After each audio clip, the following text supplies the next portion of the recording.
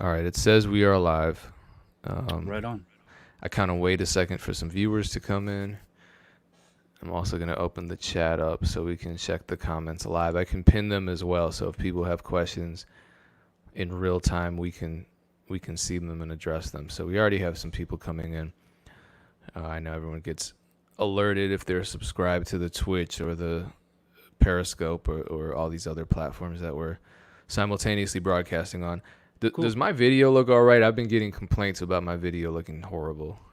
No, it looks fine. There's a little glare in your glasses, but otherwise it looks fine. Oh, well, that's That's normal. The lighting's really your bad where lineup's I'm at. kind of messed up, Payne, but but otherwise it looks pretty good. I don't like the color of your shirt, but the camera looks cool. Okay, that's all I worry about. Shout out to this guy who says that I look cool. I'm gonna keep that pinned the whole duration of this conversation. So shout out to everyone that's tuned in. What's going down, everyone? We have a very special guest. I want to remind everybody that next week, instead of my regular session on Thursday, we have something better. We have a full 3-day conference, the BeatStars Summit 2020. We already did this once earlier in the year. We're going to bring it back. It's free again. It's a full 3-day summit from the 5th to the 7th. It's going on all day. If you want more information and if you want to RSVP, go to beatstars.world/summit, beatstars.world/summit. Sorry, the glare does annoy me, but I also want to keep my eyesight as well because the screen. So anyway, let me stop being a jerk and introduce our very special guest, Derek Allen. What's going on, sir? And then also please shout out your social media too, so people can follow you throughout this conversation and do their research because there's a whole rabbit hole of DJA research and your history is deep, very very deep. I've been doing music in the different ways for a really long time, so that's probably the main reason. I've just done so many different things, and I'm not, I mean, I'm getting a little older, so that's that's probably why. But yeah, my name is Derek Allen. All of my socials is Derek Allen, DJA, DEREKALLEN. I am a producer, music guy. I've been doing stuff for a really long time. Mostly, I'm a beat maker, just like anybody else that's probably watching. But I've kind of grew up like playing in bands and stuff, and had a lot of friends that have done had bands that have done this and that, and I've worked with them in various ways. But mostly, I'm known for working with Diplo. Okay, so already we're like sticking our ankles in the rabbit hole right now. What is your musical background? You said you've played in bands. Yeah, so I played like in punk bands. I was like in the wave of like the mid '90s, like it was like pop punk, but it was mostly like that Fat Record stuff, like the No Effects kind of thing. Oh, Mustard So Plug and all that, the kind of ska punk. yeah, yeah, I had a lot of friends. We were kind of more of like a No Effects, like propaganda kind of a band. Shout out to But Propaganda. They were on me and Soul's album. I really were they appreciate that. really? Yeah, I'm a fan of that album, and I had no idea. That's crazy. I must not be that much of a fan of it. I'll send it to you. I'll send you the album. Well, that was, yeah. I was kind of like in that era. I was in a band. We did it for several years. We had a lot of fun. We put out records. We weren't ever like. It was before the kind of wave of when you could really, really make a living off of it. So we were in the really like underground kind of world. But I'm from Louisville, Kentucky, which is it has a long history of music, and it also has it's kind of has like an infamous history of that underground like whatever guitar hardcore stuff, indie punk hardcore stuff. Um, so I was a little young for the big era of that when it kind of was doing its thing, but it was always around. And nowadays we have like a whole new world of music from Louisville, like Jack Harlow and Bryson Tiller. And, anyways, so I did that for when I was a kid. I got kind of didn't want to really be in a band anymore. I wanted to make music by myself. And then that's kind of what got me into beat making. I wasn't trying to make hip hop beats. I was just trying to make music like on a computer or on a sampler. You know what I mean? I was like a dude that was getting out of the guitar stuff and obsessed with like Dan the Automator and DJ Shadow and Radiohead Kid A and stuff like that. So that was my big thing, was like I want to go just create sounds and music in a studio or with a computer or whatever. I don't really want to like go play shows and play guitar and stuff. So you were a guitarist. I That was played your bass. Yeah, I played oh bass. bass. Okay. Yeah.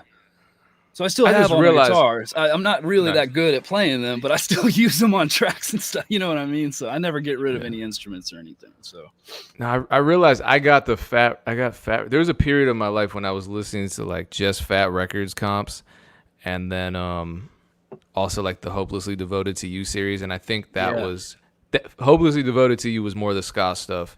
Fat Records was a little more traditional crunchy capital guitar, P kind of punk. Yeah. kind of metalish guitar. Even most of that stuff kind of had like a metal influence, I think. Yeah. Damn. Okay. But yeah, So that this was is the this is thing new back then. information It to was me. huge. I was like just a skater dude because I mean I'm almost 40. So I was born in 1981 and I just lined up with that culture. And it was a big thing. It wasn't a it wasn't that big in this part of the country. We eventually a couple years later we had the bigger like that kind of like Get Up Kids thing, and some really good friends of mine, some of my best friends in the world, they had a band called Emmanuel, and they ended up actually getting signed to Vagrant Records, Mm. and put out a bunch of really good records with like the dude Terry Date who produced the Deftones and stuff, and just really seriously good music. And these were guys that I knew. Not only did I know them growing up, but they were so young that their parents would like drive them to play a show with me and my band or whatever. So that's what I mean. Like, I love hip hop. That's what I really like to do, but I never was in like a direct course to like make beats or sell beats. I was just trying to make music like in a studio or on a computer, but in a studio is what I But wanted. it makes sense that you ended up around the people like MIA, like Diplo, like Sanogo, where it really did. It felt like hip hop, and it felt like punk, and it felt like pop. That was what I always used to say in the mid 2000s. I started wanting to DJ because I didn't just want to sit at home and like make music on the computer. I wanted to go out and like talk to girls and drink, you know what I mean, have fun, but I Yeah. didn't want to be in a band. And that was when like Z Trip, I can't remember their names. I think it was Hall and Mason. It was when the mashup stuff. This is pre-Girl Talk, but it was when the mashup Mm. DJs started getting big. And that's when I started hearing about Hollertronics, which was Diplo's DJ duo that they would do these parties in Philly, and Spank Rock. Yeah. And I started telling my friends like this shit is washed. I mean, like this is cool, but you guys are tired of this scene. You guys are tired of like what was it, the Warp Tour? You know what I mean? Like they were burnt out on the whole thing. And I'd be like, check out this MIA, check out this Spank Rock, check out this DJ Mitch, check out Crime Mob. I was working at a group home at the time too with teenage boys, and that was a huge. Like I was DJing, and I was working in a group home, and that was when the kids. Like that was the first time I ever heard of Boosie. The kids there just completely like changed my whole outlook. They got me into like really proper what was going on in like the early 2000s. So all that together was where I started breaking away and being like, I want to go do whatever is going on with these people up in Philly or Mm. New York or whatever. This is for me. These guys are the coolest, you know? So I was laughing because Warp Tour was the first tour I went on, and I was just thinking of that experience You, recently. you like were on a bus sharing with two other bands or something, maybe? No, I was in a car trailing the buses. Okay, even better. Yeah, it was really amazing to be the token hip hop act at a on a tour when Yellow Card was all people cared about. So anyway, picking up on uh, what you're saying. So you moved to New York. Actually, let me dial back for a minute. Let me zoom out for a second and just ask some more general questions, because then I really want to get into the nitty gritty of relationship building and your timeline and some more specific stuff. And I know we have a lot to talk about, but what I know, I think you're an Ableton guy, right? Yeah, I had an MPC and Pro Tools with an inbox, and I went to Ableton, and that was it. I've never really done anything except MPC, Pro Tools, and Ableton. Okay. And do you have any favorite VSTs or plugins that you tend to find yourself using a lot, or that you think really define your sound? I was thinking about that because I watch all the interviews and everybody always talks about that. I think that, I mean, obviously I use the same stuff, the great things that everybody uses because they're great or whatever, like Omnisphere or Serum or whatever. But one of my things is I was like kind of a contact guy a little earlier than maybe some other people were. Um, I, for whatever reason, I was aware of like there's always been a million people that sell like $10 contact kits that are amazing. Some dude, Yeah. there's a dude in Colorado that I think does his own sampling of, zithers and dulcimers and whatever, but he sells them for like $29.99. It's insane how much good stuff there is for contact that is like 50 megabytes and $10. Hmm. So that's always been a big thing for me. And then really maybe more so than a VST is that coming from the Diplo world and coming from the like DJ, whatever. We were all, we were there before EDM and during and whatever. We always obsessively put effects on things and resample them and do that over and over and over again. And that's probably the real defining thing for me. Whether it's like processing some sort of super robotic, like electronic Skrillex thing or processing like real instruments, it's tons of like sometimes, I mean, this sounds silly, not really that often, but even like put it in a speaker, re-record it, that kind of stuff, just constantly resampling it in various ways to try to get it to feel more like than what it is. And that, I think a lot of that comes from Dave Switch, he's a good friend of mine, but totally like a hero of mine as well. He was the original like co-member of Major Lazer with Diplo. And I mean, we really learned so much from working with him for so many years. I'm jumping way ahead, but the resampling thing is huge for me. And resampling, whenever I say it, it doesn't really, I have to babble and rant, it's about re-recording and flipping it and doing this and that. And, especially in Ableton, like messing with it to the point that it is just a piece of audio that feels totally different than the MIDI instrument did. Well, yeah, and you can work with audio in a way that you cannot work with MIDI. That's where a lot of those vocal effects and that, not so much like Pond de Floor, the Major Lazer song that has all the little, but a lot of that stuff, I think that those creative dudes like the Medicines and the Skrillexes and the Cranes and all these talented dudes, Yeah. it comes from a lot of flipping that audio to the point where it's like, wow, that's like 100 plugins, rendering it down and then putting 100 more plugins on it. That's a definite like Skrillex thing for sure. Yeah, and that's why those guys come out with like one project every 3 years. Yeah, because really, I mean, I look at it, I'm like, this sounds amazing. Oh my god, what a cumbersome process. But yeah. that's what they hone in on. Okay, so for you too, I mean, I know you have a lot of experience engineering. Did you have formal training as an engineer? Were you like an understudy on an informal basis? My story is my story is probably a good example of like doing whatever you need to do. I've always thought like I'm definitely a jack of all trades, but that's not necessarily a good thing. And what I mean by that is that I actually went to film school to study sound design and I learned a lot, but I did not learn like how to record bands. Anything most of that stuff came from just being in a band and recording or going into studios and being a part of a band or going in with somebody else or my friends giving me their multi-tracks and working on those.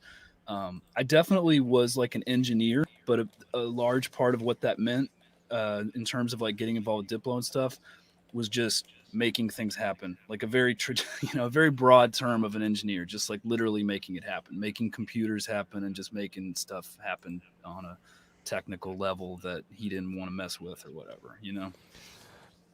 Okay, so in a just to pick up on what you said about being a jack of all trades and you don't think that's necessarily a good thing. What is your opinion? Oh, I see there's another stream. Oh, there's Ableton. Oh yeah, How did that happen? I'm still sharing my screen. Okay, I'll remove that then. No big deal. Yeah, it's not really a big deal. We can always, if we, like I was saying earlier, there's stuff to talk about even without listening. Do you want me to share the screen? I can share it. No, just later on. Like for example, this one track, I was just going to show how long it takes. The fact that it started in July, and then I think I ended up sending stems. What does it say?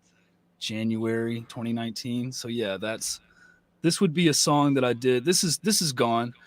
I don't want to get into too much of why it's gone, but it was a Dropbox thing. I've relied on them too much, and I also had another backup go bad. It definitely goes to show that like no matter how long you've been doing this or how much you know, like oh you have to back everything up, it doesn't matter. You can still totally screw up. I've been doing this stuff 20 years, and I just lost a whole backup hard drive because I was being stupid.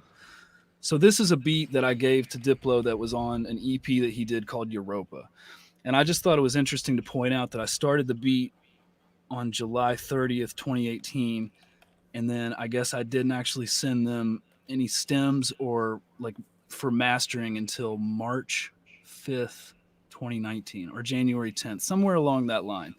That's a Mm, long time to wait. You know what I mean? So placing beats is cool, right. but man, it's hard to, it's not like a consistent revenue stream by any, you know what I mean? Like by any definition. It usually does not happen in like a couple week period. It usually takes several months to really like get it ironed out and get it done, you know?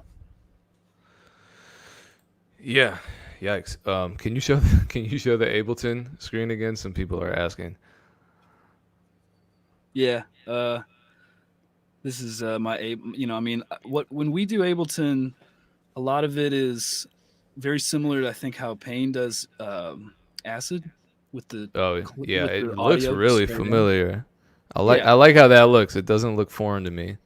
No, this is coming from like just putting audio on a track like with a guitar, you know, recording it into your computer or whatever. This was always more comfortable for me. I do plenty of MIDI whatever, um, but I for the really core stuff, kicks and snares and stuff, I really prefer knowing exactly how long they're going to hit, how long the transient's going to be. I think a lot of that comes from that's how a lot of the EDM dudes do their drums, you know. They really get in and carve the individual sounds so that they're hitting as hard as they possibly can and don't have any ability to get in each other's way. You know what I mean? These little crossfades and things like that. So there's an interesting debate unfolding in the chat about how many beats people should be making, and um, Bufo, for example, is saying a lot of people encourage, and you see that now with the hip hop production community, where a lot of people are touting their ability to make a beat in like 5 minutes Mm-hmm. or 1 minute or whatever, and you see a lot of resistance to. So, for example, from Flip working here saying the more beats you make, the less creative you will be that day. I don't have an answer to that. I don't know if anyone has a true answer to that. But I know you're not in the school of thought of make 12 beats a day and knock them out in 5 minutes. What's your experience with just timing and output? I'm kind of like half and half on it. The reason I'm half and half is because I'll make 10 or 12. Well, let me not get ahead of myself. I think that some people, and I envy this and respect it, are they only will sit down and do something from start to finish. I'm kind of guessing, but I think there's a lot of people who are like, if I'm going to make a beat, I sit down and I start with the intro and I finish with the outro. I finish the mix. Like I want to do it and get it done. I'm not like that. I just want to make as much stuff as I can naturally. When it starts to feel really forced and it's really shitty, it feels like I'm just like grabbing a loop and then putting it, pasting it, and being like, "Cool loop," you know, out of splice, bro. That's when I stop. But I do like making as much as I can and just having all those pieces to go back to. But it also can get confusing and be kind of a pain. So I could understand why Hmm. some people would never want to do that. But for me, Pun intended. it's but for me, you know, I can't very sometimes I can make a whole idea start to finish, but more often than not, it's like I have to make a dozen ideas. Yeah. One of them's really dope. Maybe some of them are trashed, and then you use the parts for something new, you know? And then maybe you come back a year later and you say, "Why did I abandon this? This sounds amazing," but you hated it that day. Absolutely. I mean, if I try to make something from start to finish, I will kind of ruin it. You know what I mean? Like, Maybe not every time, but if I'm too worried about doing everything from start to finish, I might get lazy, and I might skip putting in fills and making the bars like as interesting as they need to be because I'm just trying to do it. You know what I mean? Um, I also kind of have a weird theory that when I make just like kind of if I try to make beats like that are sort of uh, like I really like your beats, tons of strings and stuff like that. If I try to do that, sometimes I'll like mess with it for weeks and it just never sounds good. But if I go in my own kind of world and just make something that's just some slapper crazy loud thing with a bunch of loud, some loud staccato kind of sound and a drop and it's Mr. Carmack kind of thing or whatever, then I don't think about it so much and I can just kind of go with the flow. It's a weird thing. I think it really depends on how you make music and you know like maybe some people put ideas down and never come back to them or can't imagine coming back to them. I'm the opposite. I always have to have the folder of everything so that I can reference things and pull them out and use it for something else. Okay, so that naturally leads into my next question, which is, what's your opinion on versatility as a producer? I feel like your statement about being a jack of all trades being either a blessing or a curse also speaks to maybe your opinion on versatility, and then you just explained that when you try to step out of what your core sound is, it isn't always the most productive process. And I know a lot of producers ask that question, should I make everything? Should I make just what's hot, even if it doesn't feel right? Should I make music that only I like, even if I don't think that's the trendiest sound? Yeah, yeah, that one. Yeah. Well, rather than just say like my opinion, let me say my experience. Um, Trying to make too much stuff was really bad for me. And what I mean is that I live in Louisville, Kentucky. I have a 6-year-old daughter. I did live in Los Angeles for a long time. I was trying to do the full on like pop writer thing. And, maybe I could have done it, but I needed to approach it a different way. So what do I mean by that exactly? Versatility is extremely important, but maybe I was trying to be too versatile when it was not really the time, and I should have focused more on one thing that I've gotten a lot is over the years somebody will say like this is really cool, but it's really not kind of left enough, or we need it to be a little bit stranger because you come from this world where you guys are sort of nowadays Diplo is like a cowboy model. That's cool. I mean, he's been making music a long time. You have to grow. But back in the day, it was like you guys are all weirdos, so we expect everything to be weird and crazy all the time.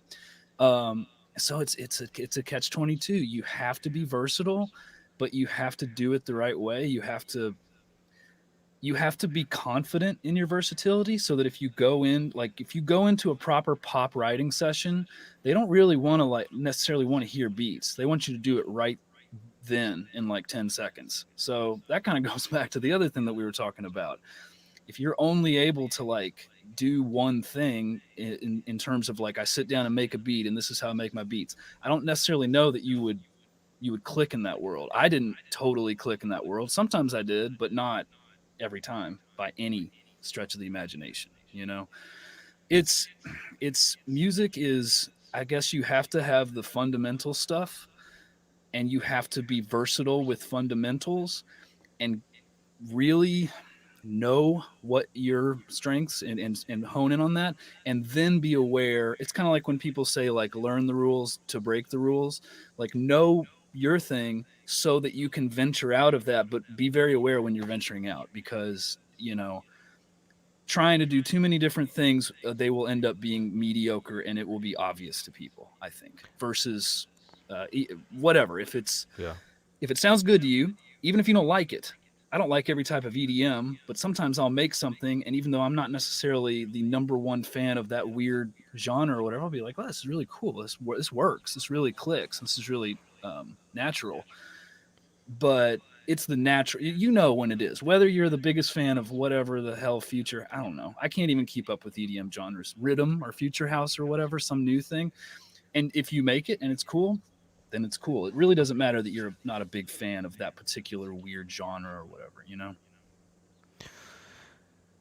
Yeah, that's a lot to Well, take in. it's weird. It was weird like being in this EDM world and also trying to do pop. I had like a little EDM thing for a while. It was like kind of before its time. That's been a common thing with me. I've done projects that are maybe a couple years before their time, and they just sort of fade, which is a terrible thing. I've heard Diplo's manager over the years has always used the term like don't release things into a vacuum, and he's 100% right. Like you need to be very aware.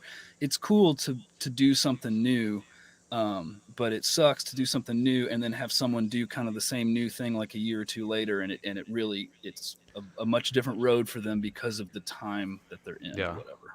Oh, I saw that happening a bunch in Chicago. Right around the what was the name of Diplo's DJ duo? Holotronics. Yeah, right around Holotronics, there was this kind of movement in Chicago doing the same thing, and that was with the oh, I know you know these guys, like Kid Sister and her Oh yeah, crew. Flostradamus. Yeah, And, Flostradamus. and yeah. And I had a friend named, I mean, he's still a friend. I just haven't seen him in forever. His name's Vile, and he did something called Hoodtronics. Vile. Yeah, I And remember Vile. Yeah, yeah. yeah, so like that whole project was seen as very weird, and no one understood it. And I'm like, man, you're onto something. You're onto something. And I knew he was onto because he was the first MC that I ever released an album with when I was Oh in high wow, school.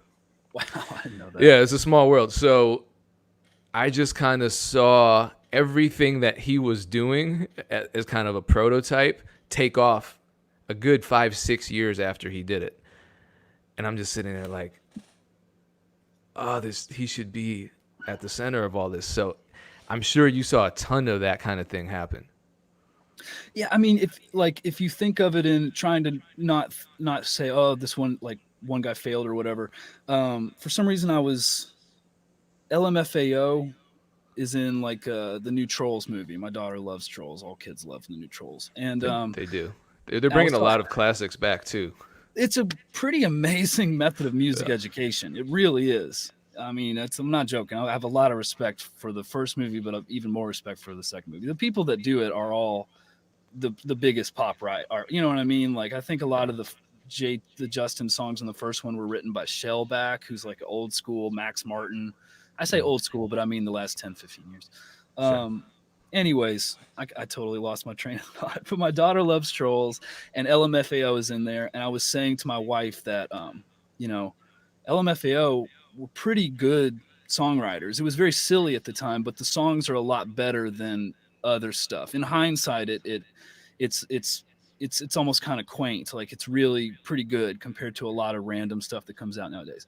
But trying to not look at it in a negative way, you can absolutely draw a line from that whole spank rock era to LMFAO. I'm not saying it's like a direct line from one person to the other, but that style of Yeah. maybe not the goofiness, but the electro and the house and the kind of rapping and the you know, it's just it's just how it goes. I mean, when I was my friends that were the Warp Tour guys that had the band, we would make hip hop, and it was kind of silly. It wasn't silly like a joke, like MC Chris or anything like that, some sort of a Sure. comedy rap, but we weren't really taking it seriously. And they played it for who are they called? The Gym Class Heroes. Yeah. All their friends on Warp Tour all loved it. And Yeah. at one point, so this is crazy. So my friends were signed to the Vagrant Records label by Diplo's manager, who at the time was working with Rick Rubin. So their manager was giving him our stuff and telling, oh, this guy makes all the beats and records everything. He's really cool. You got, we should do this. And she was trying to get it to Rick Rubin. And then years later, when I first got with Diplo, I was like, oh my God, you're the same guy. And we're really good friends. I mean, we've been really good friends ever since, but it's largely because he's always had a connection to my part of the country and that kind of like weird under indie rock or whatever. Indie rock is really the best term for it. It's just underground rock music from about 1996 to 2008 or 7 or something. What was the name of this group, the Warp Tour hip hop group that you were producing for? Well, we didn't really take it seriously, but my friend's band was called Emmanuel, and we called ourselves the Dirty Squad, which was just made us look like such assholes at the time. But in like 2015 or 2016, if we at that age were like, "Hey, we're the Dirty Squad," everybody would have been like, "Yeah, that makes sense." You know what I mean? Right. Yeah. Yeah. Oh yeah, cool. That's you guys are kind of just like the other 5 bands that I've seen this week. But in 2005, people were like, "You guys are assholes." You know what I mean? Like you're mocking, and because what it was is all I really like is 3 6 Mafia and Project Pat. I mean that's like my favorite rap music. So we were just Sure. making Hypnotized Minds music, and people were like, "This is cool, but you guys are assholes." And it's like, yeah, well, look at us 15 years later. Now everybody's like that. So just breaking the conversation, Bufo has a question about your. I think your brief mention of the pop sessions really kind of slapped a lot of people in the face. So he's asking, what if as a producer you don't play any instruments and you show up to a session? From your experience, will one get laughed at, ignored, kicked out? Am I being paranoid at this point? I think a lot of people have a lot of anxiety about these sessions. I mean, this is my experience. Generally, um, someone would say, hey, there's a top line writer, vocal writer. Essentially, these terms I think are so dumb, but a top line writer is a person who writes lyrics and melodies, and they essentially will listen to instrumental tracks, or they'll sit with you and make a track, and they will write the lyrics and the top line melody while you're going. So a lot of times it would be like, hey, we're going to pair you with another producer and then a writer, or we're going to pair you with 2 writers and another producer. So, it wasn't like you were going to get laughed out, but you really did need to be like, you just had to be firing on all cylinders. You had to have beats. You had to have, hey, maybe this is what I've been up to lately. Oh, here, I've got some cool drums. Oh, here, I mean, this is what I do now. I send stuff out to other producers and artists, and I say, hey, here's some stuff for you and your team to work with. I mean, I'm a collaborator, but like, here's some stuff.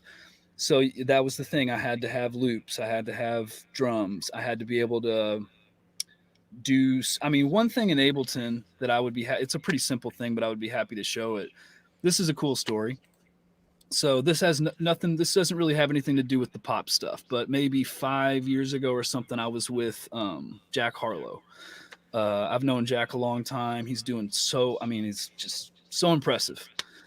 And Yeah, the thing enables, he has a top 10 single right now. That's unbelievable. Crazy. I mean, it's just, the beat is so. As soon as I heard the piano, which I've learned from a video he put up as J.W. Lucas. As soon as I heard the piano, I was just like, oh my god, this beat is perfect for his voice. Yeah, it's dope. Anyways.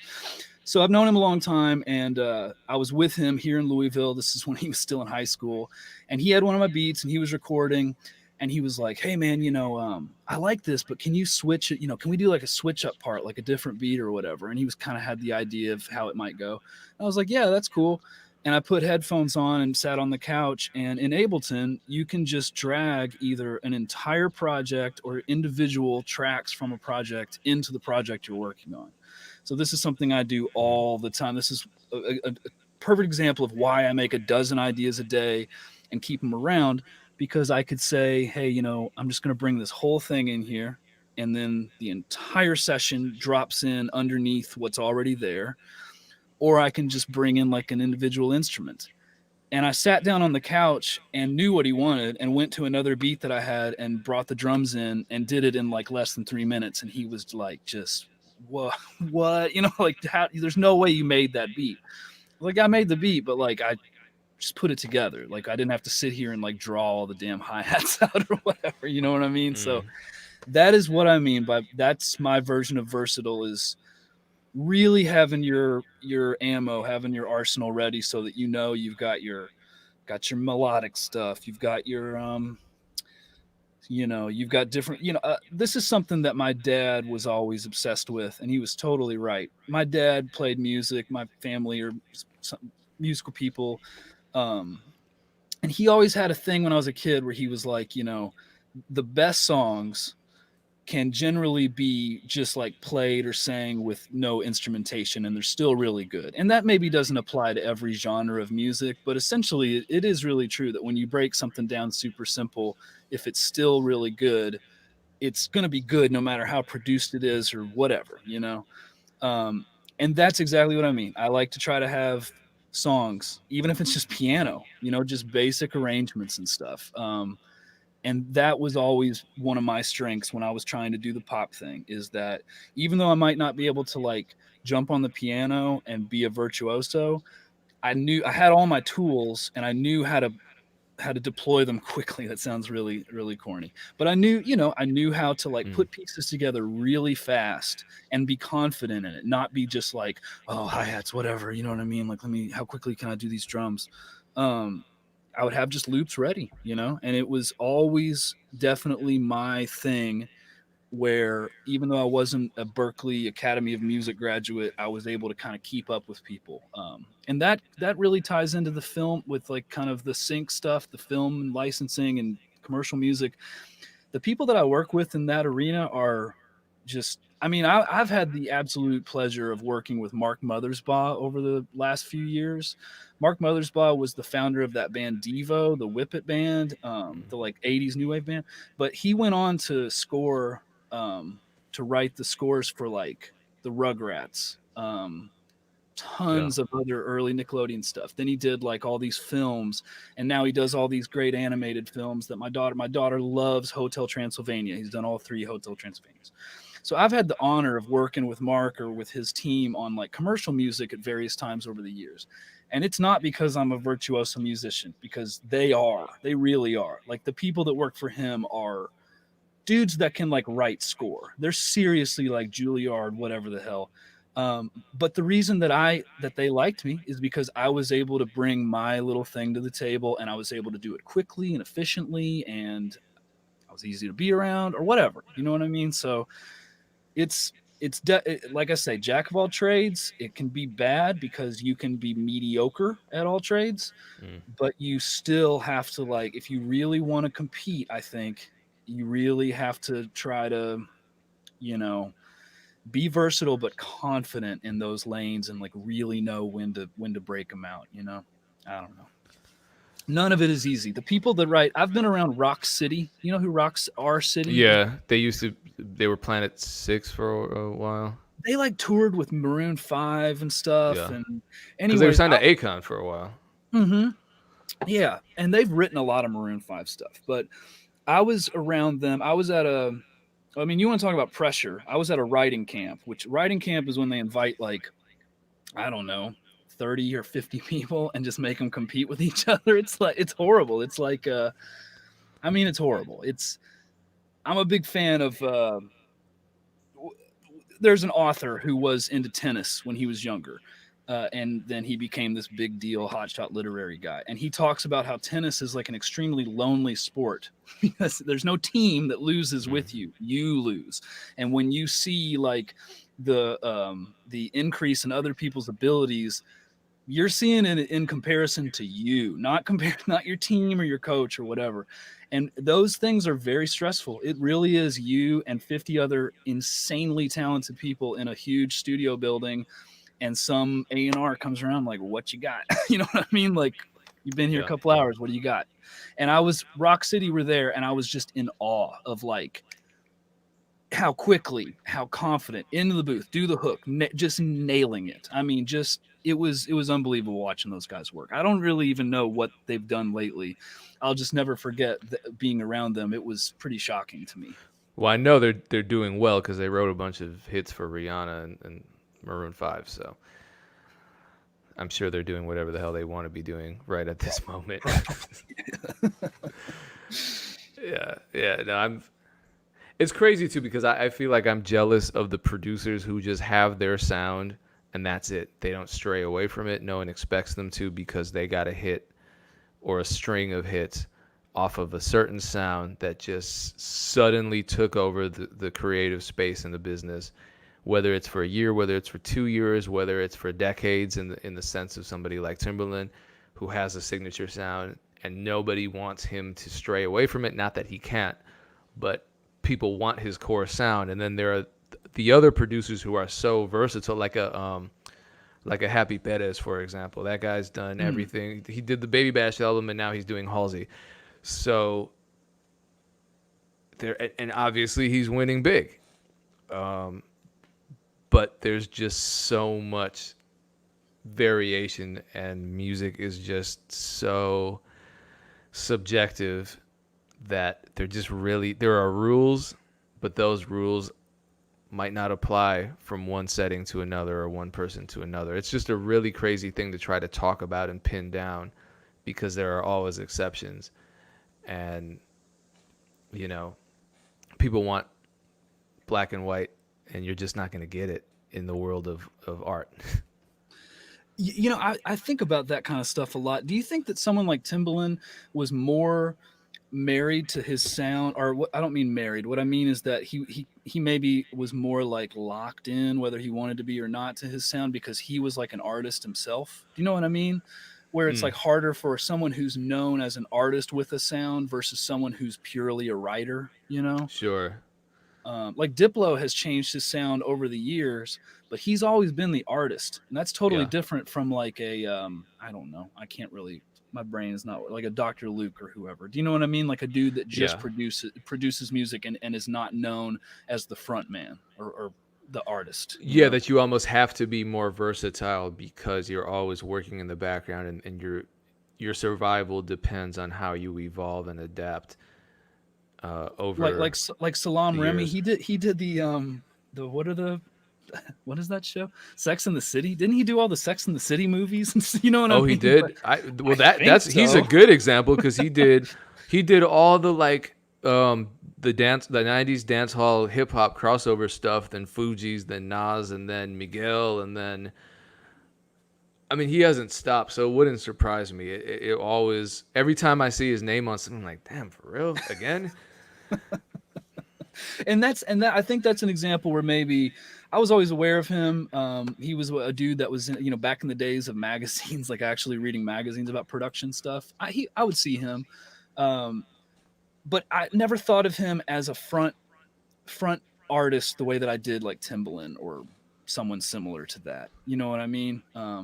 But do you think that's just because Timberland was always taking different roles, like a co-writer or a featured vocalist, or because you know Neptunes, for example, how much more popular, or not necessarily popular, but how much more exposed is Pharrell rather than Chad Hugo? We never hear Chad's voice on a record, but Pharrell's on the hooks. Right. So that could be a part of it, and I don't know. I mean, I think nowadays, here's a good question for you. What's your opinion about the role of the producer nowadays? Because you have people like Murder Beats, you have people like Metro Boomin. They don't put their voices on the music at all, but now they're household names because the culture has changed so much that now it's cool to be a producer and people actually respect the art of production. Whereas, 10, 20 years ago, they didn't know how the hell a beat was made and they didn't care. Totally. Now people Totally. care. So it seems like that has changed a little bit. I think it has. I think that for someone like me, it's been a lot more natural and not so like I haven't really noticed it maybe as much as other people have. And I think that's because I came from the world of like, um, you know, like I say, we were doing electronic music before. I mean, I will never forget the first time I heard Skrillex, but we had been doing electronic music for like 5 or 6 years, releasing records and stuff. So the producer was always the artist, and they would often have a featured vocalist. Santi Gold, I love her. She's a great person, and I love her music. But she was a often a producer collaborator back then, and you kind of saw Mm. them together as like I'm the DJ, he's the rapper kind of thing or whatever. Yeah. So for me, when I first ever heard about Metro Boomin, immediately I was like, well, yeah, he's a star. No different than I would think like Nitty Gritty is a dude who's killing it in EDM right now. He's signed with Diplo or however, whatever. Instantaneously, I'm like, oh yeah, totally. This guy's gonna do great. So it was kind of more obvious to me. And I feel like maybe in the same way as people did it in that kind of like my little corner of EDM or whatever. Nowadays, people want to attach themselves to the producer to start their come up. You know what I mean? Like, um, I can't think off the top of my head, but there's definitely been a lot of people who I first knew of them because they did great collaborative efforts with some producer I like or whatever. I just, I recently have been trying to send some stuff to Big Baby Scumbag, and I really loved the project he did with Lex Luger. I'm not sure when it was, but that's a perfect example. Like, I definitely look at both of them as artists, and I want to see both their names. I want to think of them as collaborative effort, just the same way that I do with like Diplo doing some country song, or Major Lazer with Mo on the, whatever it is. I've always looked at it as a package thing, kind of like a band. I've often thought of the collaborative electronic music, hip hop, whatever. Essentially, it's no different than being in a band. You're just playing your role, whether you're good at bass or good at strings or whatever the hell you're good at. You're just kind of playing your role amongst other people. I was often really good at drums back in the day. I was good at hip hop drums in the early Mad Decent days. So that kind of I was known as like the hip hop guy because I was better at it than other things. And I was kind of better at it than a lot of the other people we were around. So, you know. Okay. So let's dive into the Mad Decent pool then. You met Diplo originally in New York. Yeah, I heard about Holotronics, and then he had a forum. Like, this is old school. He had a bulletin board forum, and it was huge. I mean, the people that came off of that forum are just legends. The Fat Jew was a member of the forum. Obviously, Diplo, Cosmo Baker, DJ Ayers. I don't want to leave anybody out. Vile. That's how I know who Vile is. Flostradamus, Kid Sister, Chicago, all that stuff. It all started with that forum, and Diplo was responsible for that. He is the one that kept the damn thing online, if I'm not mistaken. So I was going to visit someone, my cousin, who was going to school out of the country, and I flew to New York, and I had a layover, and so I had some friends who lived there, and I stayed with them, and I was like, hey, I'm gonna go to this thing. I'm gonna go see these guys DJ, and it was like it's some hip hop club or whatever. And I was like, do you want to go? And they were like, no, we're not into that. These people were like straight up like they were band people, especially at the time. This is like 2003 or 4. So I went down there, bothered him with CDs, and that was it, man. It was back in the days of CDRs, and I would just always bother him. He ended up DJing in Kentucky somewhere, so I drove down there and bothered him with CDs. I went to school in Vancouver. I went to film school. I studied sound design because I wanted to do something that was practical. I didn't want to just learn how to record bands. Now, in hindsight, it actually wasn't that practical. It was a very expensive degree. You know what I mean? Yeah. But I didn't want to go learn how to mic drums. I wanted to learn really Pro Tools. I wanted to really learn technology. So that was where I got to know my good friend Paul Devereaux. He is a huge part of Mad Decent, the label and everything. He's the creative director, A&R. Paul and I became friends off the forum. Diplo was up there playing. Hey, here I am, the dude from Kentucky. I got more music here. I'm just going to bother you. And then we started talking more and emailing. And while I was in school, he said, hey, I'm doing a remix for the Yeah Yeah Yeahs. Will you mix it for me? And I was like, sure, because whatever, you're not going to ever say, you should never say no. I was not really capable of mixing it any better than he maybe was, but I was like, yeah, absolutely. And I did a good job, but that was kind of the beginning. I did that for him for the Yeah Yeah Yeahs. This was like 2005. And then in 2006, I got out of school. My girlfriend, who I'm now married to, my wife, she was living in Boston. And so I went out to Boston, and I was going down to New York, and I was working with Disco D. Do you remember Disco D? Did you ever hear about him? So I was hanging out with Disco D, and then I started getting closer with Diplo, and then things with Disco D kind of fizzled out. And Diplo, I went down to Philly, or actually I went to New York and worked Diplo and MIA a couple times. And then I went down to Philly and worked with Diplo. And then he was like, hey, I'm thinking about doing this thing. Do you think you would want to move down and do this thing with me? I was like, sure. So I just started kind of working for him. I mean, he bought a building, and he was starting to get big as a DJ. He was traveling all the time. He bought a building. We were scraping paint and remodeling it. We would have shows in there and parties. I mean, we had Boys Noise. We had, the Italians Do It Better guy. We just had some incredible parties. It was very similar to his like Holotronics days. It was a building that we called the Mausoleum. And this was when we got the label going, and everything was just like super DIY, like, again, just punk rock stuff. And I started producing and this and that and blah, blah, blah, blah, blah. And then he started doing Major Lazer, and things just got bigger and bigger. And that's when we started going to LA. And that's basically it, man. I mean, that dude's history is not hard to track because he's done so many projects. But that was essentially it. Things started getting bigger, and we started going to LA, and then that's when Major Lazer started to get bigger, and that's when everything kind of started to get bigger. So I left LA because I had my daughter was born. My wife wanted to be near family. Honestly, I mean, it's hard. It's not easy not being in that environment, but being in that environment isn't easy either. Just like what we're talking about, it's nice to be somewhat separated from it, and then sometimes go and give it your all for like a week or two, and then kind of back out and catch your breath. You know what I mean?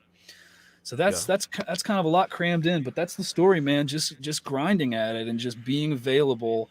I wouldn't, if I didn't have my wife, things would not have gone as, I mean, they may have gone a different way, but like that was a big part. She's been a huge supporter of me.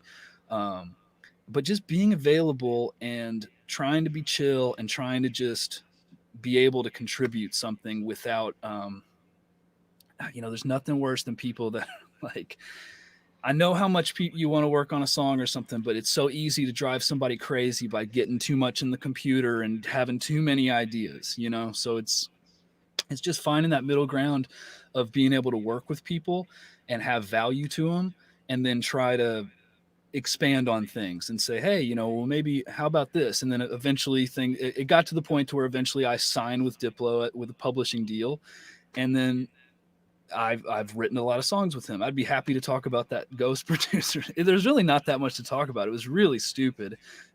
People just don't read credits anymore. So they'll hear about somebody working because the credits don't exist. I mean, there's really like no credits. So they'll hear like, holy shit, like, so-and-so did not create every single drum sound and did not, vocal coach Rihanna. Like this is a travesty. Like all music is false. Everything is false. And it's so hokey. I mean, you only have to watch. My favorite documentary is the Wrecking Crew documentary about the band that played on Beach Boys records and Mama and the Papas. It was a West Coast version of like the Funk Brothers, the Motown house band. And I mean, it's like the Beach Boys, very few of the band members' instrumentation is on any of the records. It's that band, and that doesn't make it any less amazing. That's just how music is made, It's a lot of people. And it's always been that way. And producers and I mean, you look no further than Clyde Stubblefield. If people know who he is, it's because they really know. And if people know how he met his tragic, and I don't want to bring down the energy here, but he died in my city and they had to fundraise for his funeral. And he generated off his naked drum breaks alone, he generated probably millions of dollars. And, ain't that a bitch? Because that's no. And I look at producers, and we're having this conversation about, ghost production, and producers don't get their credit. It happened to me recently where I had to fight for my credit because it meant something to me and it meant something for the people that I collaborated with on a major project. But it's like, I got paid a few $1,000s for this. You know what I mean? And I own a percentage of that record. We own 30% of this record that will remain unnamed because I don't have an issue with the artist or the label. This is just business as usual for the business, unfortunately. But I look at someone like Clyde Stubblefield, and he was a session drummer. He didn't, even though the drums were his, he did not get equity in the music. And that's a conversation that puts things into perspective for us. I'm not saying producers stop complaining because session players have it worse. I'm saying there's this whole world out there, and we should have an entire conversation about that because this isn't something new. So I was smirking while you were talking about the ghost producer conversation because I actually have 2 tweets pulled up, and one of them is, and I hate that I'm doing this, it's back in 2015. Oh yeah, I've tried to be a much more chill guy. I used to be such a cynical jerk. Yeah, well, you turned up a little bit. I just want to read it. It said maybe. Oh, I want to know what led up to this, because your tweet, November 5th, 2015, said, maybe if some of these idiot kids actually read liner notes, I wouldn't hear all this ghost producer bullshit. and and that's not fair. It's not a consumer of the art's responsibility. I was so happy when Spotify put credits in. You know what I mean? Like that's really what it's about. It's just Yeah. credits and streaming services, credit, a little bit better credits on YouTube. I've often argued Wikipedia is a real shithole in terms of credits. You can kind of just Oh make up yeah. whatever you want. So that was so false. So false. That's just me being an asshole and being older. But what it is then as a few years went on, now you can go onto the Lil Wayne song I produced and my name is right there. You just right click it or whatever. Or it's on Apple Music. I think it's under the lyrics. Yeah. Great. That's all. That was just me being stupid, because what I should have been saying was, I look forward to the day, it will come. I look forward to the day when the information is out there, because I like liner notes. I mean, most Yeah. people who are pretty nerdy about music like liner notes. You know what I mean? So it's something that people want. I think with the Lil Wayne record that I did on the Carter 4 actually had a PDF liner note with the iTunes purchase, which was sick. Maybe that's where I was being shitty, saying, hey, you dumb kids, you need to go read your PDF, which is still pretentious and stupid. At the same time, in your defense, though, what a lot of people will do is they'll comment on something without even investigating. And so I think a lot of people had this idea in their heads that, in order to be, if you're a Diplo, if you're a Kelvin Harris, if you're a David Guetta, whoever you are, this is your name, these are your records. And these are guys who have transcended the role of producer. They're now just artists. They're not recording artists. They're not producers. They're not DJs. They are artists. And they're brands, more importantly. And they're music icons. So I think even in this chat, someone said, wait, I thought Diplo produced everything himself. I mean, he does. That's what, Brian Wilson, whatever. Yeah. Quincy Jones produced everything. It doesn't mean that he got down and played the fucking bass guitar, And that's what I'm getting at. So beat making and producing, I try to shy away from the conversation that pits producers versus beat makers, because we know, especially in the hip hop world, they've just been used interchangeably because that's how it is. We took the band element out of music creation, and we are the band, and oftentimes we are the producers as well. But when you talk about nowadays, I think it's evolved so much, and there's so much more collaboration. So it's like, are you co-writers? Technically, you're a co-writer if you help produce the beat or create the beat, or maybe you're a producer of the beat. Sometimes you're a producer of the song. Sometimes you're a vocal producer, and you maybe didn't play a single key or program a single drum note. Totally. So it's all over the place, right? And Yep.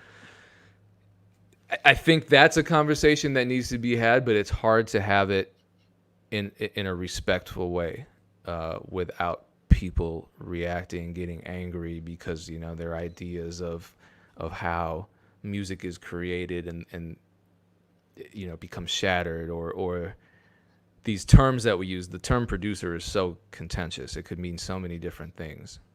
Which is a pretty common thing. We always have like a colloquial term that kind of means 10 different things. However, I say we is just like a modern pop culture kind of a thing. You know what I mean? Like, I think it goes along with movies and stuff too. People don't have any idea what a producer does. I've worked on movies and I still barely know exactly what the producer does all the time. You know what I mean? Mm-hmm. Like, yeah. And I mean, work on movies. Like I had the opportunity to work on some local productions here because I was thinking about trying to get more into that. Those productions are not going on now for all sorts of different reasons. But I was considering trying to get back into the film sound stuff, and I was looking at the production side instead of the post production side. And still, the terms are somewhat interchangeable. Some of them don't even make sense. You know what I mean? Some, especially on movies, a lot of those terms, like a grip or a best boy or whatever, they don't do anything even vaguely like what that term was invented. Or even just the term music publishing means publishing sheet music. If I'm not mechanical mistaken. royalties means publishing a mechanical piece for the player pianos. So it's always like we're always using terms colloquially. I think that's the correct what I mean to say. We're using terms, and not only do they have 10 different meanings, but they don't even really have anything to do with where the word came from. So I guess the point is just, Don't get angry about it. It's all good. There's, I guess I mean, this is more me just because you can leave anytime. We're already beyond our allotted hour of time. I'm so happy. This is fun. Just let me know when you want to stop, man, because I love talking about this stuff. Because you and we've known each other on the internet a long time, and I often chime in on Twitter a little bit and stuff because I know how pissed off music sucks. I mean, it's hard. I've been doing it a long. It sucks. It's hard. It's hard to make money. It is hard to get people to cut you in.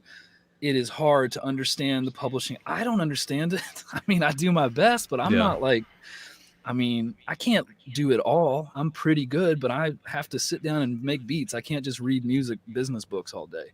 So if you have said this a lot, you had better want to do it. Yeah. That's just all there is to it. Because I'm not gonna lie, dude. After my daughter was born in 2014, I had a couple years where I didn't do anything, and everything I made was terrible. Like I thought I was done, man. I worked with Lana Del Rey and her producer. I didn't work with Lana one-on-one. I worked with her producer, this guy Rick Knowles. And I was like, oh man, this is great. I'm gonna like go into this whole new world. I'm gonna be a beat guy and then she went and hired like Metro and stuff. You know what I mean? Like, I'm not saying that's because of me. I'm just saying that wasn't fun, but you just got, I went back to making beats one day or whatever, or immediately went back to making beats because that's what I do. And that's what I want to do, period, with my free time. You know what I mean? Like, it does not matter if I was going to ever work with Lana Del Rey or whoever ever again. I was going to do it just because I wanted to. It's fun, you know? So to me, that's it. You're gonna get screwed. I've been screwed, and I mean, I've been doing this a long time. I still get screwed. Everybody gets screwed. That's just how it goes. You just have to be like, well, okay, and try to not get screwed the next time, you know? Yeah, I've been thinking about that a lot lately because I'm not quitting. Yeah. But you know, I was the industry guy. I wanted placements. Yeah, right. And I'm relating a lot to your story because my whole thing was all of a sudden I'm introduced to this whole new world that had existed right in front of me for years, and it wasn't real to me. The whole online space wasn't real to me. It was, you know, internet producers. What is that? Right. And then I met them, and I'm like, not only are these guys really talented, but they don't even have placements, and they're living better lives than I am. They're happier. That goes back to some of them do. That goes back to that me showing the Finder window, showing that I made the beat in July, and it didn't come out until on a Diplo record until I don't know, February the following year, and then I didn't get paid in February. I still had to wait. I've heard Decap talk about this on some of the podcasts he's done lately. Huge fan of him. He's, to me, he's the type of guy that is from my little corner of the weird EDM-ish. I feel like it all goes back to people like Mr. Carmack, Soul Action, stuff like that. We're hip-hop beat makers, but we're also kind of like whatever. Which is crazy because I knew him from MySpace, and then all of a sudden he's living in my city for a period, and then he's in my house trying to show me Ableton. Really? And we made a beat, and then I think we sold it like a week later, and that was it. He moved, and now he's like the biggest sound designer on Splice. Like I was aware of him. I never really met him because I was around when Mr. Carmack got going and Jimba Jimbo was going, and they were doing the what the hell was their thing? The Team, whatever. They had like a label thing. It was when the dudes were really starting to make creative beats that slapped instead of just like weird stuff. Do you know what I mean? Instead of just being weirdo, it was like banger Mr. Carmack shit that you could rap or sing over or just stood on its own.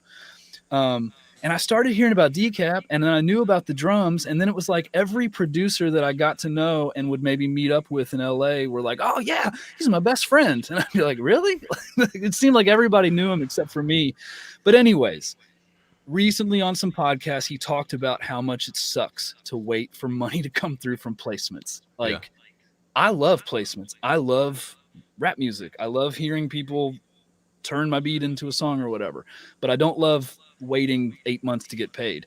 The idea that you can and should be your own artist and be trying to make that work, because I did not do that. I did not do it right. I released records. I tried to have projects, but it wasn't me just making my own brand. I did a thing called Totally Crossed Out. We played at South by Southwest after Diplo at like 5 a.m. We wore frog masks. Kid Cudi got on stage with us. We were on the Fader like the next day. I was like, "Oh, I'm gonna be a rock star. I'm gonna be huge. It's gonna amazing. My life's gonna change." It absolutely did not. It just fizzled. And that goes back to what we were talking about earlier with the timing of projects, having that management and A&R mindset, and not just, thinking of it as a product that has to be sold at the right time to the right people. But it also goes back to the fact that I was doing a project with masks on. I wasn't telling anyone that it was me. So people know who I am, but I don't have like 100,000 plays on Spotify a month. And that's a shame. I easily could have nurtured that. So people, and I'm doing it now. There's no reason to not do it now. But Sure. If you're 20, you have to do it immediately. There's no question. You need to be Kenny Beats +1. You need to be Clams Casino. There's kind of going back a little bit. Or Mr. Carmack. You have to be a dude who works with artists but is an artist, and don't wear a mask and make up a fake rave thing and then not tell people who you are for 4 years. That's a really bad idea. Yeah, it works for 1 out of a million people, and then everyone thinks, well, I'm just going to do that. But anyway, God, yeah, so to extend what you were saying about the whole placement thing, I went through this long period just trying to, because once I met all the online guys, and once, BeatStars got the cosign from Mike Trampy, I'm like, I got to listen to Mike Trampy. He's my oldest friend in the business. I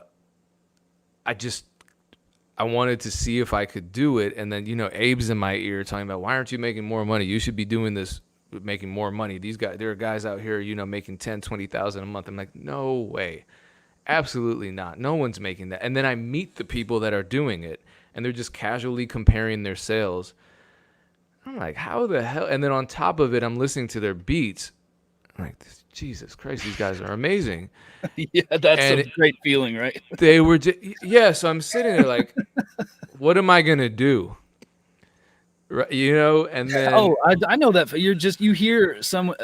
I used to walk in and hear Mr. Carmack working on something at this old Diplo studio and just be like, I give up. I'm done. Yeah. What the fuck? I got a 4-bar loop in the other room. This guy's in here like you know what I mean? Like, but the beautiful thing is, what I realized is I'm in the room with these guys.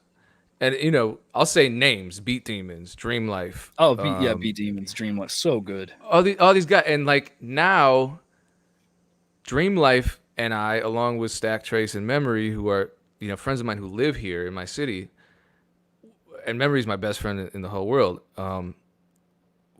we now work as a unit.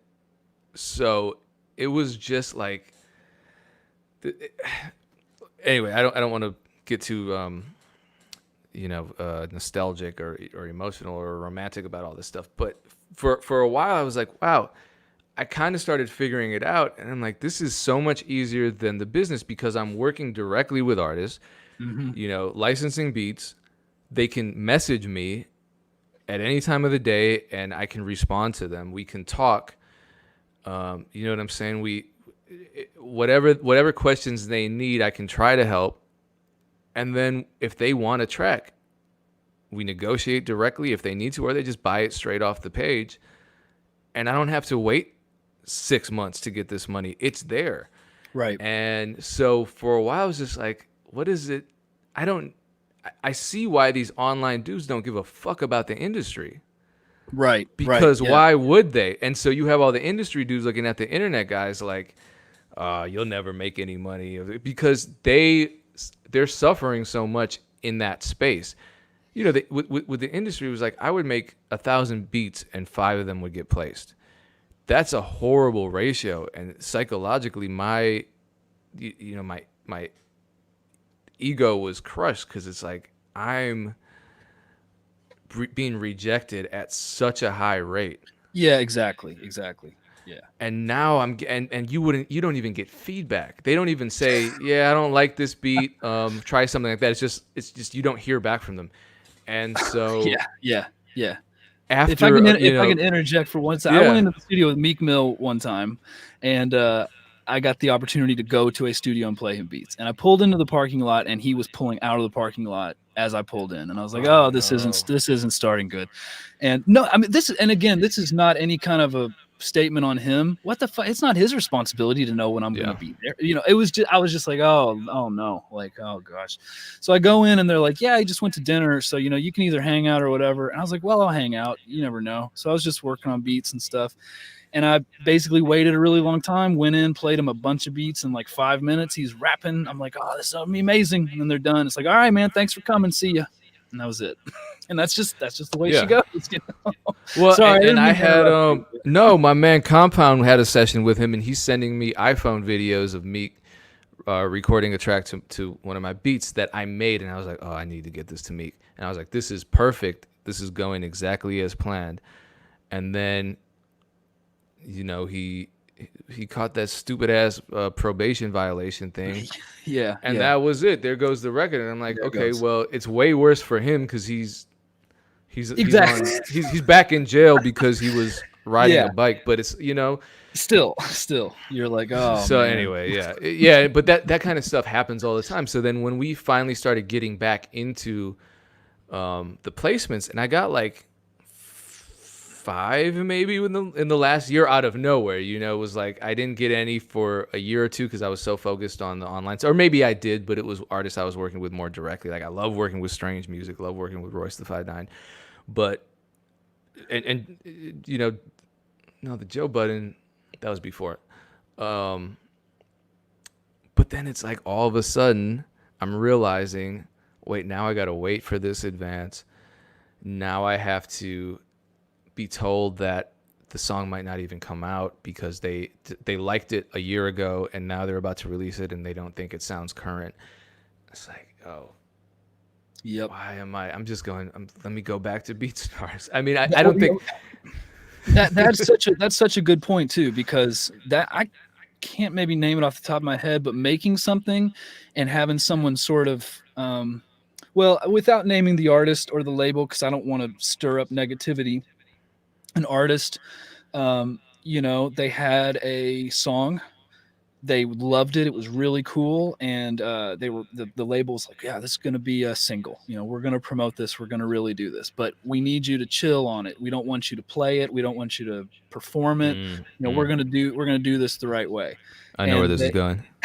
And they went out and toured and did all this shit. And then it's like a lot of time passes and the label's like, nah, we're not really feeling this. And it's like, why didn't you just release it or allow me to perform? Why now? Of course you don't like it now. It's 10 months later. Like it sounded really fresh 10 months ago. Of course it doesn't sound fresh right now, so they were really, really frustrated. It was horrible. And you never got paid, never came out, nothing.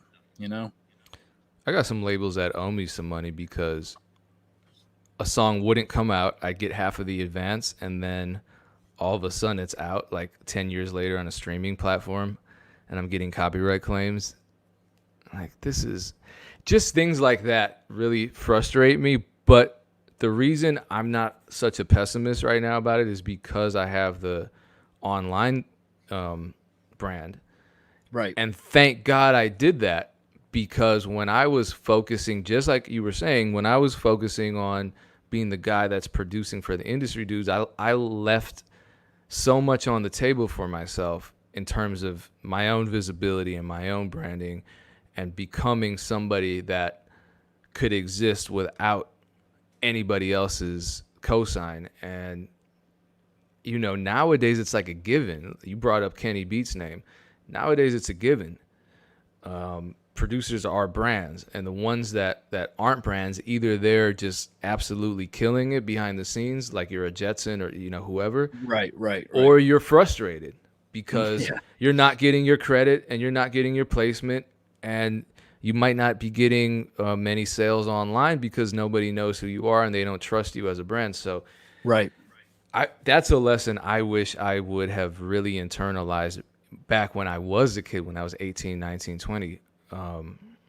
Cause yeah, it's I'm not the guy that's going to say it's too late for somebody in their 30s to figure that out. It's not. No. But it's harder because of the psychology behind it. You have more to lose now, and you're a lot more cautious when you get older. So, maybe you're not. I don't know, but I hear from a lot of people. I got kids, I got family. It's like, yeah, but Right. what can I say? That's kind of my thing, is maybe I wasn't able to nurture that artist brand thing, but I was able to get into a little, and I'm not like making a living.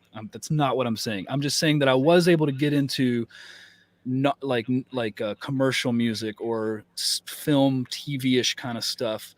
And that was kind of a cool thing for me, because I mean, it's a weird world. You have to move really insanely fast. You really need to have a library of stuff and be able to manipulate it and change it really quickly.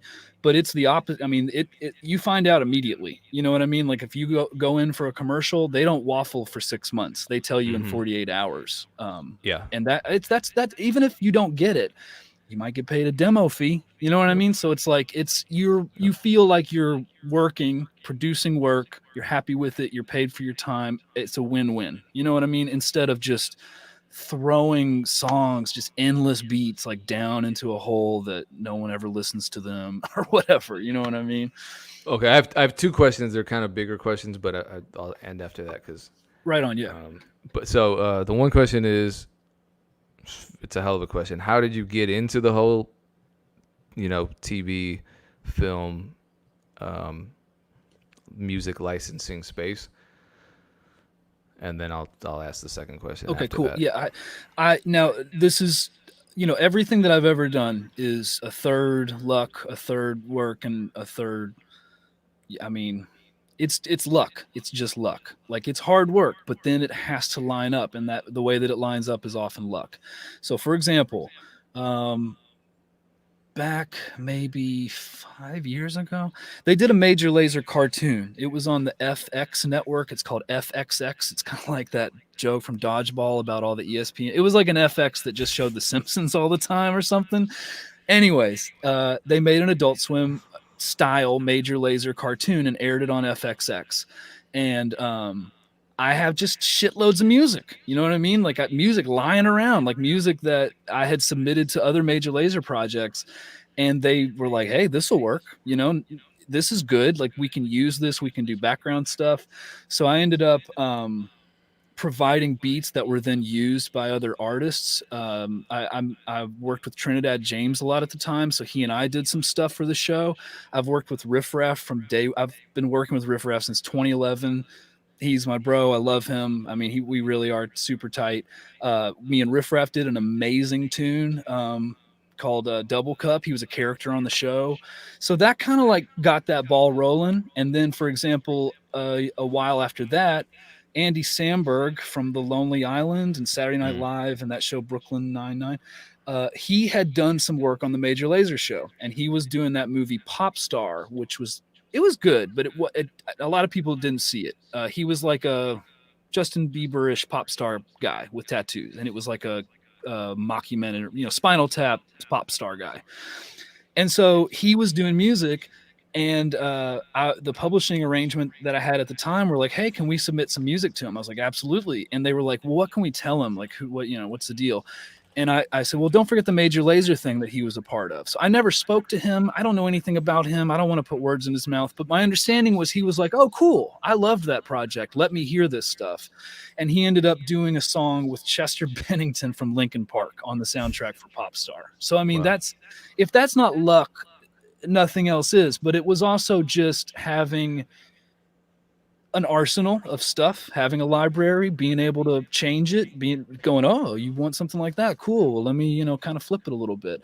But it was luck too. But the things kind of fall that way. And it was like, oh, this guy was a good part of that project. He wasn't an asshole. You know what I mean? Like, we like him. Cool. And then they maybe ask you back, Yeah, and then those people don't just work for what the music supervisors at FX have more than one show. They might switch to another network. they might be working for an agency, who knows, and you're the guy that gave them a good experience. They're going to come back to you. So I did a commercial. It was like an Instagram commercial. I don't know. I think it was maybe like a story or something, but it was for Express, the store, like the mall store. I mean, everybody knows Express.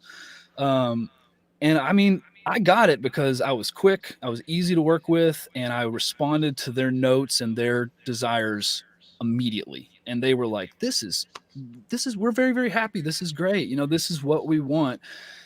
We want your expertise. That's why we're coming to you to make music, but then we want to work with you, and we don't want you to be you can't have that like obsession. You can't not want to change stuff. I've been in pop sessions in the past where I was not as experienced and I was younger and I was a jerk and I didn't know how to transpose the key of my song fast enough. And so I would be like, no, we don't need to change the key. That's the wrong attitude. That's the wrong way to be. I don't even want to name. I mean, this is a huge pop writer I was with. And she was like, will you change the key? And I didn't change it. That's wrong. That's not how you should be. You can't be so obsessed that what you made is so special that you're not ready to change the tempo in half or change the key. I think one of my favorite tracks from the last 5 or 10 years was Kanye produced a track for that Rick Ross record where he had like the paint face on the cover. And I think it started from a DJ Mustard beat, but he like slowed it down. It's just a really cool song. And I can imagine how it changed along the lines. I can imagine DJ Mustard sending him a Mustard beat and Kanye writing something and then changing it and flipping it and then changing, slowing it down and pitching it, whatever. In the past, it was one of my biggest mistakes to be all way too married to that stuff. So yeah, that goes back to being versatile. I think that's really what being versatile is all about. Okay, so then last question. You were working in that space on the label alongside Diplo during the Florida album? No, that was he made that when he was really like he was living in Florida pretty much when he made that. Okay. That was I kind of got to know him when that was released because I was way into all that Ninja Tune and Big Data and like I said, Dan the Automator, Gorillaz. That was my thing in the Dose One, all that stuff. All of that indie underground. Okay, so you were an Anacon fan and totally. Okay, got it. Atmosphere, all that. So Diplo was, I mean, when I first saw Diplo, he was with oh my gosh, I can't remember the guy. He was like a Def Jux rapper, but he was a real big dude. But Diplo was opening for this guy with RJD2. Big dude, like a I have a record. I have him on vinyl.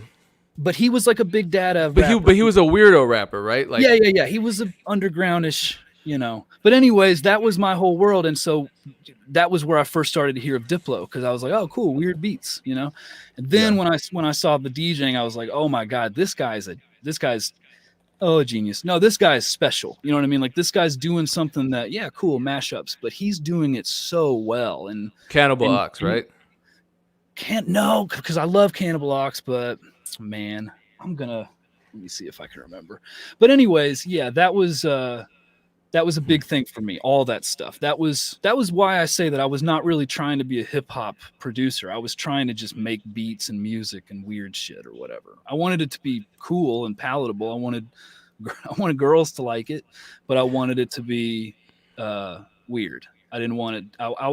It wasn't until like the Southern stuff, like I said, I worked at a group home and T.I. started getting huge and 3-6 started getting huge. And that's when I was like, oh, okay, this is what I like. I'm not really a boom bap guy. This is my thing, 3-6 Mafia. So cool. I want to make hip hop beats now because these are actually what's popular now.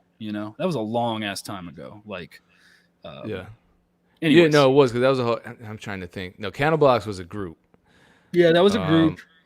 But Vast Air was the rapper from Cannibal Ox, or one of them. I'm just trying to think. I can remember the guy standing on stage. Let me Google their roster. I know it wasn't Mr. Liv. No, it wasn't. I think he was white. I don't think he was like a mixed dude or anything. I think he was just a white dude, and I think he had a name that was kind of like his own. Mike Well, Ladd? no, but now that I'm looking, I'm seeing all these other names: TTC, Spank Rock, Cadence Weapon, Cloud Dead, Wiley. You know what I mean? This is kind of when things started to get really cool because grime started getting going, and it started getting a little bit more hip, and it wasn't just like weirdos, playing weirdo shows. Man, I can't remember that dude's name. Well, all the weirdos became influencers, and now when you look at mainstream rap, which you never thought you would see, I don't think, you have Young Thug wearing a dress. You have I'm trying to think of, you have dudes with like hella earrings. And yeah, we always said that like when we met RiffRaff in 2011, it was like everybody's like, what is this, a joke? And then like a couple years later, everybody looked like RiffRaff. Yeah. Just in terms of outrageous tattoos and outrageous jewelry and just aesthetically just though, like who Playboy Cardi doing the baby voice, and like what's the guy's name who did in the trap, who does the squeaky rap? Oh damn, what is his name? Someone in the chat help me. Squeaky rap guy. You know who I'm talking about. Damn it, man. I gotta look it up. He's not really known as he literally calls it squeak rap. His name is 645AR. Yeah. Oh yeah, So, yeah, like, yeah. His name's hard to say. yeah. So, I mean, people thought, who? It's just such a different time, 10, 15 years ago. Well, people thought Andre 3000 was a weirdo, right? On the Aquemini album, yeah. and then people thought Lil Wayne was a weirdo for wearing leggings. People thought underground rappers were weird because they sampled stuff that wasn't hard enough, or rhyme sayers were weirdos. Totally. It's just so funny how much that changed. Okay, so last question. This isn't my question. This is from Cloud9 Music. He wants to know what I'm not going to answer this question. I've talked too much. What do you think about music or the music industry may be in 2021? We're talking about all this stuff changing and evolving, what we've seen over the years. So yeah. This is. I don't think that my opinion is in no way like an original idea. I think you've heard a lot of people say this in a lot of different things, but this is what I think. I think that for me to continue being enthusiastic about music, I had to sort of get into other stuff, like get really into movies and how movies were made and things like that. And the only thing that seems to be true anymore is that you have to, whatever the wave is, whether it's a huge wave or a big wave that's kind of under the radar, it has to be unique, and you have to be able to do it in its entirety. So imagine like if you were a band. Okay, here's a good example. The first Rage Against the Machine album is like recorded essentially just live. It's just them in a room playing their instruments. There's not really a lot of extra production. I'm not like a dude that cares about that. I love tons of production. I love that. I don't care. I just like music. But I think that nowadays you need to be able to be the total package. You can't just be like, hey, I have a kind of a cool idea or something. You kind of have to really go with it.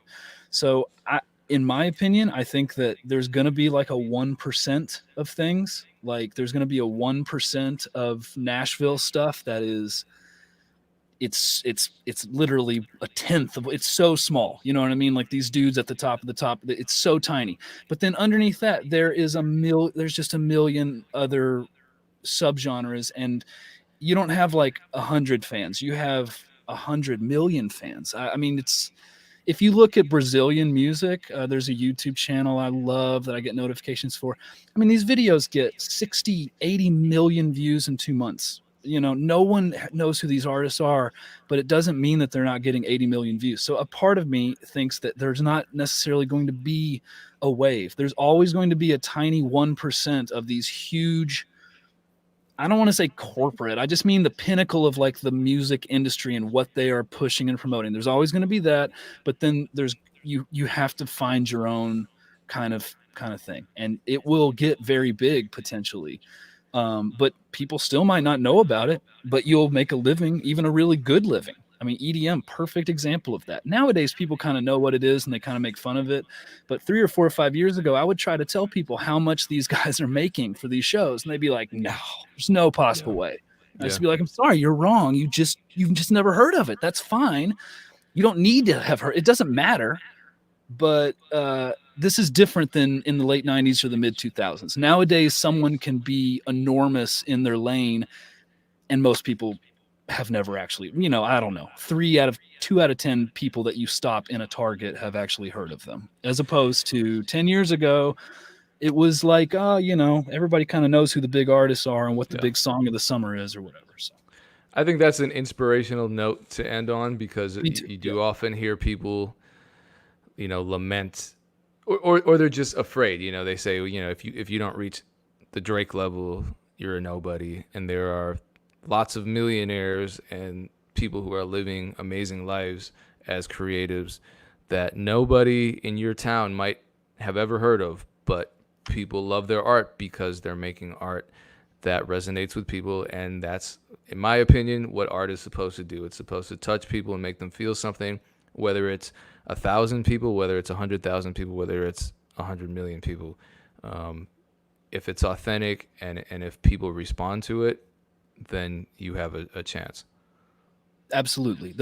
You're better off with 1,000 committed fans than 100,000 ambivalent people that don't really give a shit.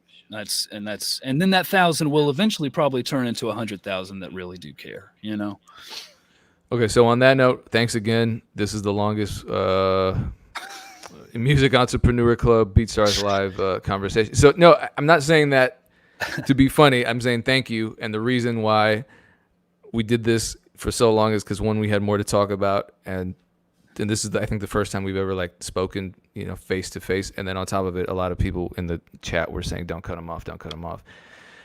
So I was getting threatened, so I had to keep it going. So one more time, what is your social media? I'm sure people want to follow you and ask you about. Oh, damn! I wanted to ask you another tweet from 2015 about festival trap records costing $80,000 a piece. What the? Anyway, I won't ask you that. We'll talk about that some other time. I have to bring you back. If you're cool, I have to bring you back. I would. I mean, I'm a genuine fan. Like I messaged a friend of mine. He made one of the first dubstep tutorials on YouTube in 2008, and I was like, man, I'm a genuine fan of the education and the conversation. I really am. I like it as much as I do the music. I really do. Okay. So that sounds like a verbal commitment. One more time, what's your social media so everyone can check you out and stay in touch? Yeah, so my name is Derek Allen. It's DEREKALLEN DJA. So Twitter, SoundCloud, Derek Allen DJA. My website on BeatStars is www.dja.work. I love to collaborate. I collaborate with people who are genuine about it, and hit me up. I would love to talk. That's what I like to do, obviously. All right. Shout out to everyone tuned in. A lot of people stuck around. The numbers kind of dropped after that, the first hour, but I think we had a resurgence because I think some people were on Twitter shaming people for not tuning in. This will be available on YouTube. This will be available on Twitch. I'll upload at least a part of it to my channel. I don't know if I can take the whole thing because it's long, but yeah. Once again, shout out to all of you. BeatStars Summit is next week. It's a 3-day summit, August 5th through 7th. It's free. RSVP at beatstars.world/summit. See you there. Once again, DJ, I appreciate you. Thank you so much, man. This was a blast. Yeah. Well, part 2 coming soon. Absolutely. Anytime. I would love to do it. Peace, everyone.